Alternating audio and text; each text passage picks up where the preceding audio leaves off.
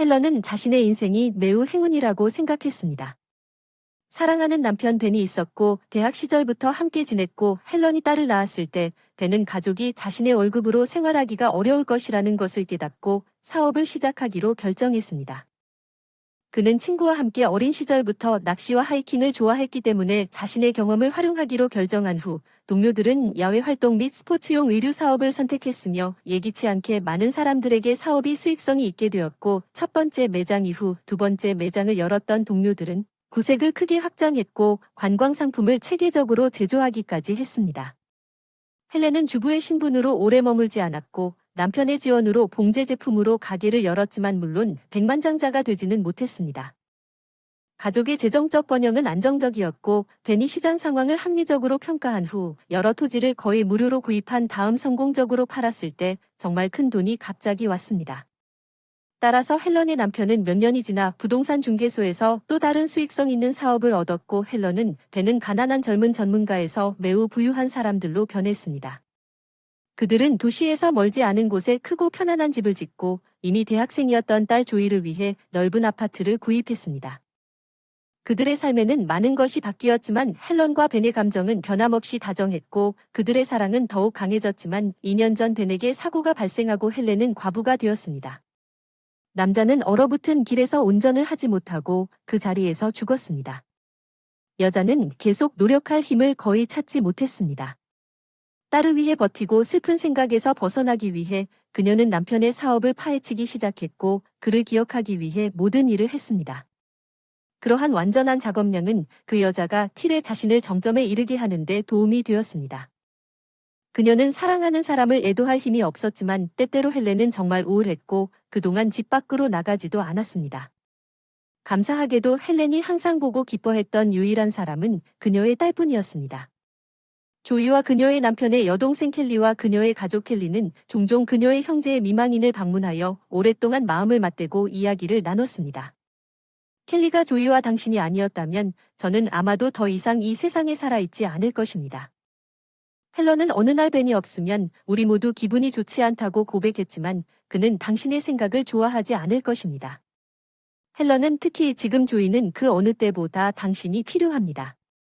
그녀는 모두 자랐고 그녀는 사실상 신부입니다. 켈리에게 대답하고 미소를 지었습니다. 어제 카페에서 어린 딸과 함께 그녀를 보았습니다. 남자 그녀는 행복으로 빛나고 있었습니다. 켈리의 말은 헬런이 그녀가 자신의 일에만 몰두하고 있다고 생각하는 것이 그녀를 속상하게 만들었다고 생각하게 만들었습니다. 업무는 딸의 중요한 변화를 눈치채지 못했거나 오히려 조이가 나중에 집에 돌아오기 시작하는 것을 실제로 본 것에 주의를 기울이지 않았다는 것뿐이었습니다. 거울 앞에서 더 많은 시간을 보내고 최근에 그녀에게 와서 그녀가 가장 좋아하는 향수를 요청했을 때 헬런은 조이가 단지 그녀의 어머니와 이야기할 기회를 찾고 있었을지도 모른다는 생각조차 하지 않고 화장대를 향해 손을 흔들었습니다. 난 정말 끔찍한 엄마야. 헬렌이 헷갈리게 말했다. 자기야, 내 생각엔 조이가 너한테 원한을 품지 않는 것 같아. 똑똑한 여자야. 아직 집에 없어서 안타깝구나. 아니면 우리가 그녀에게 함께 남자친구에 대해 물어봤을 텐데 아쉽게도 지금 가야 해. 켈리가 주말 동안 아이들과 남편을 데리고 우리 집에 오는 게 어때요? 그러면 좋을 것 같아요. 아마도 조이도 그녀에게 인사를 초대할 것입니다. 그가 어떤지 보자. 헬런은 켈리를 데리고 나가서 그녀와의 다가오는 대화에 대해 생각하기 위해 앉았습니다.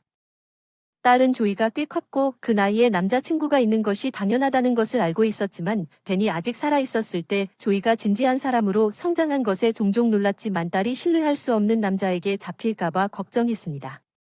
딸이 아직 학교에 다닐 때 그녀와 그녀의 남편은 같은 반 친구가 고개를 돌리고 공부에 문제가 생길까 봐 걱정했지만 놀랍게도 그 소녀는 책임감을 가지고 공부에 접근하고 준비와 입학에 모든 노력을 기울였습니다. 남편과의 행복한 삶에 대한 그녀의 선택의 추억은 헬렌의 감정적 상처를 다시 열었고 그녀는 생각에 몰두했고 현관문이 어떻게 쾅 닫히는지 알지 못했고 조이가 부엌으로 들어와 어깨를 부드럽게 만졌을 때야 잠에서 깨어났고 헬렌은 깜짝 놀랐다. 그녀는 부엌을 돌아다니며 식탁을 차리기 시작했습니다.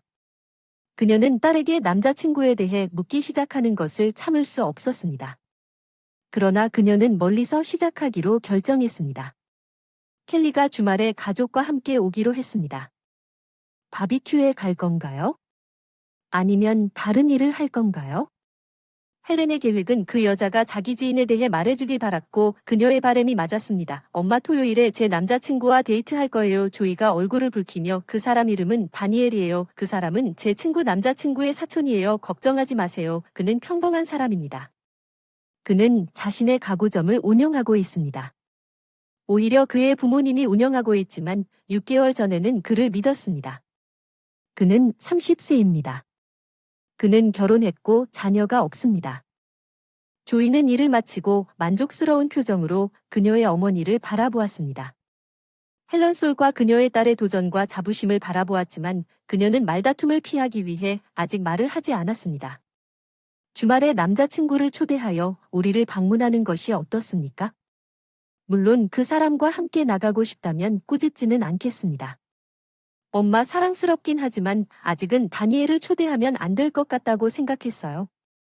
그 사람이 한 번 이상 힌트를 주고 남은 시간을 보내고 싶다고 말했는데도 내가 그를 급하게 결혼시킨다고 생각할까봐 두려웠어요.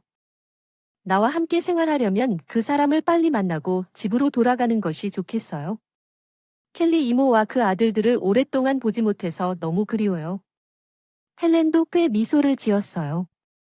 그녀도 서두르지 말고 서로를 더 잘 알게 되었고 조이가 관계에 대해 매우 분별력이 있어 딸에게 최소한 데니얼의 사진을 보여달라고 요청했고 소녀는 소파에 있는 어머니 옆에 앉아 행복하게 스마트폰을 꺼냈습니다. 조이는 그녀에게 다니엘 사진을 보여주었습니다. 함께 찍은 사진 헬렌은 그 사진들을 보고 갑자기 딸의 남자친구를 싫어한다는 것을 깨달았습니다. 그는 겉보기에는 상당히 괜찮은 것처럼 보였지만 조이를 바라보는 그의 눈빛은 헬렌이 다음날 자신의 감정의 진실성을 의심하게 만들었습니다. 헬렌은 켈리에게 전화를 걸어 그녀에 대해 말했습니다. 데니얼이 매우 불쾌한 유형이라는 것을 알고 있는지 의심스럽습니다. 조이가 매우 친절하다고 말하지만 아니요. 그를 손님으로 초대해서는 안 되며 그렇지 않으면 그는 우리 앞에서 조이에게 그녀의 동의를 얻기 위해 정말로 제안할 것입니다. 질문할 수 없어 답답한 헬렌에게 불평하고 어떻게든 그에 대한 정보를 얻으려고 노력하세요. 켈리는 헬렌에게 켈리의 말을 곰곰이 생각해보라고 충고했고 그녀는 다니엘의 가구점 주소를 알아냈고 평소에는 약간 허름한 옷을 입고 있었습니다. 정원에서 일하고 가게에 갈 때 입었습니다. 판매원 겸손해 보이는 소녀가 대표자가 아닌 방문객 앞에서 예의를 갖추려고 노력했지만 실망감을 완전히 숨길 수 없었습니다. 판매원 모델처럼 보이는 소녀가 앞에서 예의를 갖추려고 노력했습니다. 대표자가 아닌 방문객이지만 그녀는 실망감을 숨길 수 없었습니다. 완전히 신뢰합니다. 하지만 헬렌이 이 세트에 대해 할인을 받을 수 있는지 물었습니다. 불행하게도 우리는 할인이 없습니다. 다른 가게에 가시는 것이 좋을 것 같습니다. 우리 가구는 모두 독점적이고 제작되었습니다. 이탈리아에서 헬렌은 그 소녀의 경멸을 눈치채지 못한 척하고 감독과의 만남을 주선해달라고 요청했습니다. 엘레나는 말다툼을 시작했지만 방문객이 떠나지 않을 것이라는 것을 깨닫고 리셉션 데스크에 전화를 걸었고 몇 분 후에 헬렌에게 가도 된다고 알렸습니다. 원장실로 헬렌이 그 소녀에게 감사 인사를 하고 사무실로 가니 몇 초 뒤 텅 비어 있는 사무실로 갔다. 그 후 판매원처럼 약간 흐트러진 모델 비서가 원장실에서 나왔다. 헬렌은 인사하며 할인을 요청했다. 비서가 불쾌한 콧방귀를 뀌더니 다시 원장실을 들여다보더니 할인을 받으려는 손님이 왔다고 10분쯤 후에 물었다. 자기야 알잖아. 힘을 좀 회복해야 한다고. 시끄러운 바리톤이 대답해. 나를 강하게 만들어줘. 커피 알았어. 기다려달라고. 할게. 헬런은 조이의 남자친구가 직장에서 즐거운 시간을 보내고 있다는 것을 즉시 깨달았지만 여전히 리셉션을 기다리기로 결정하고 30분을 기다린 후 데니얼이 사람들과 어떻게 행동하는지 평가하기로 결정했습니다. 감독님은 헬렌이 할인 얘기를 하자마자 처음부터 의사소통이 잘 안 됐어요. 저는 자선단체를 운영하는 게 아니에요. 그가 무례하게 여자를 방해했어요. 시장이나 합한 가구를 다 살 수 있는 곳으로 가세요. 확실히 돈은 충분할 것입니다. 헬렌은 기분이 좋지 않은 채 집으로 돌아왔고 딸과 데이트하는 다니엘이 다른 여성들과 즐거운 시간을 보내는 것을 주저하지 않았다는 사실에도 불구하고 헬렌은 자신이 사업을 할 수 없다는 고객을 대하는 태도에 화를 냈습니다. 그녀는 지인을 통해 다니엘이 6개월 만에 미용실을 파산 직전까지 몰고 채권자들에게 막대한 빚을 지고 있다는 사실을 재빨리 알아냈습니다. 그러나 그는 최근에 곧 자신의 재정 상황이 개선될 것이라고 설명하면서 소액의 유예를 요청했습니다. 모든 것에 대해 조이가 자신의 추종자의 진정한 얼굴을 볼 수 있도록 하기 위해 토요일 밤에 가족 모임에 그를 초대해달라고 요청했습니다. 쇼는 환상적이었습니다. 데니얼즈는 옷을 입은 헬렌이 정중하게 인사하고 손에 키스하고 싶어하는 모습을 보았지만 그가 그녀의 목소리를 듣고 그는 그녀가 최근 방문객이라는 것을 알아차렸습니다. 다니엘이 들어와서 내 합한 가구를 살펴보았습니다. 헬렌은 부끄러움에도 불구하고 올감이 불운한 숭배자와 함께 말했고 그는 즉시 집을 떠났고 그는 너무 서두르서 꽃에 떨어질 뻔했습니다.